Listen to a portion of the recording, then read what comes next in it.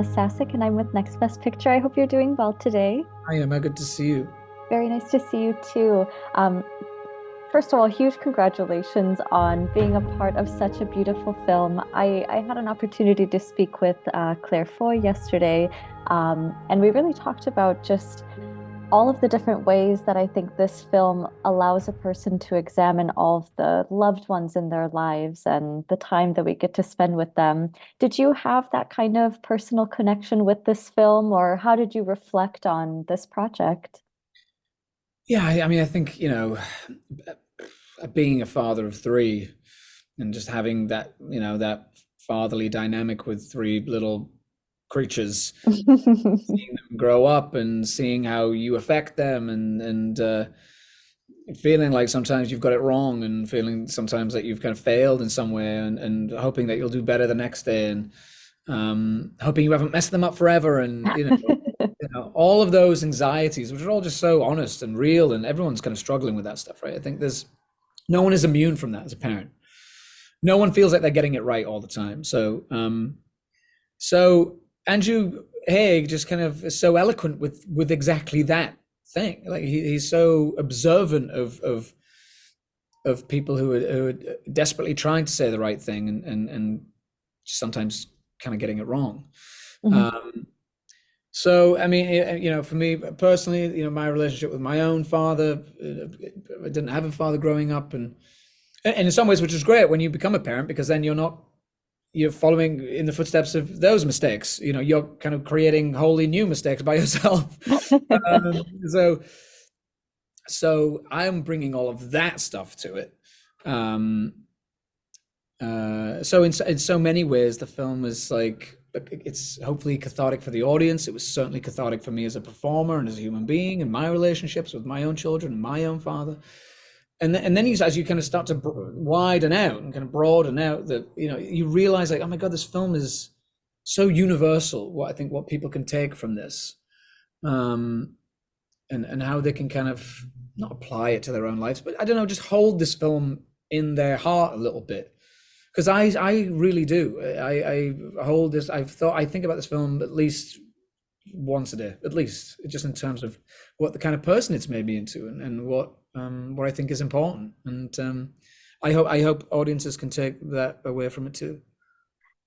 Perfectly put. It's always on your mind, as the song Yeah, no, says in the exactly, film. exactly. That's right. That's right. Yeah, yeah. Good point. I mean, I think I know when I looked at it and watched it, I definitely thought about how lucky I am to still have my parents in my life and how I am wholeheartedly not ready for the day when I don't have them in my life, and just how much that affects somebody, whether it happens at a young age or it happens when you're, I guess, when the time is quote unquote right, as if there is ever really a right time for that.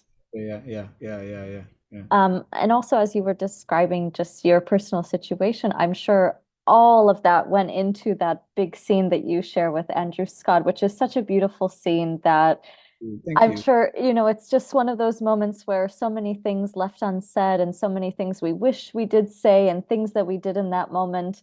Um, yeah, I guess for yourself, being a father, maybe either whether or not you've had experience with that, and as you said, as a son who maybe wish that sometimes a parent was there to, Mhm. comfort you or do something. Just how does it feel to be in a scene such as that where you bring in all of this personal experience? It's interesting. It's interesting because it's like the last thing you want to do is burden it with your own bullshit.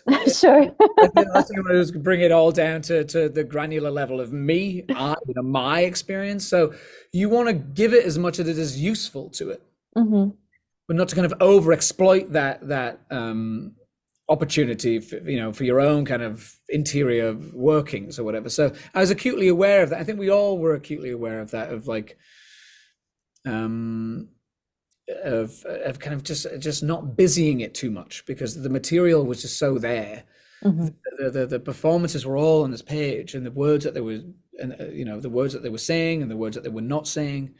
Um, in all of Andrew Scott's physicalization of um, uh, kind of kind of going backwards into infantilism and becoming a child almost. It was all there. Hmm. So it was kind of as much as I understood it was like, for me personally, it's such a meta scene in terms of really what you've wanted is dad to come home and say, I'm sorry, son, or whatever. And then you're playing a scene where you're sitting down with this guy saying, I'm sorry. Um, so it's certainly what I found catharsis in it. I really did. I really gave myself to this movie, and in much more profound way than I think I usually would. I think because of all of this stuff. But also was I knew that I had to serve it well. I had to serve it in the right way, and I think we all were aware of that stuff. So, lots of tears on the set. Lots of really moving, lots of heavy days for people, and not just the actors. I think all the crew. I think the crew couldn't wait to get out of that fucking house. Can we move on to some fun stuff? What new trauma will we unpack today? Yeah, no, I know 100% because I would come into the makeup trailer, and I would see people doing the makeup and stuff, and they would say, you just feel this kind of heavy energy, and they would look at you and they'd be like, oh, Andrew came out to Clay yesterday. It was so intense, and then you do the I'm sorry scene, and just like, oh man, it was intense. It was really intense. Just every single day, you don't know which nightmare you're going to walk then, into. Then on the schedule somewhere that it's coming, that we're going to say the goodbye scene. Oh yeah.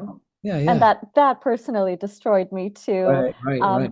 But I'm sure despite all of these very emotional days, I mean, what a beautiful cast to be able to do this with every single day. Yeah. No, unbelievable. I think Andrew's Haig is so good at kind of, I guess, casting. Like he managed to find the right people for this. I just feel so flattered and so grateful to be involved with such uniquely, singularly gifted actors who really brought themselves to this in such a beautiful, giving way, and none more so than Andrew Scott, who just delivered such a beautiful, complicated, complex piece of work. Really a thrill, genuine a thrill to watch and be in scenes with. I know, and I know you didn't really get to share many scenes with Paul Mescal, but I'm sure maybe there was a few moments here and there where you two got to interact too. And I mean, it was like one day of crossover where we're kind of rolling in and out of bed. That was like the only day that I ever saw him. So as much as I'm sure that we are ghosts to him, he feels like a ghost to us in some ways, it's kind of fitting, I suppose. But he just, I really hold this film and this experience as just something that's really special. I can feel how special it is. You knew from the outset how special it was because just how much it meant to Andrew Haig and how much of himself he put into it. So it still holds that place in my heart. It really does. Jamie, I unfortunately have to wrap up, but I just want to say one more time, it's been a pleasure to speak with you, and this really is such a beautiful film. It's one of my favorites of the year, so huge congratulations. I'm so glad we got to talk about it. Thank you so much. Thank you. Have a great rest of your day. You as well. You as well.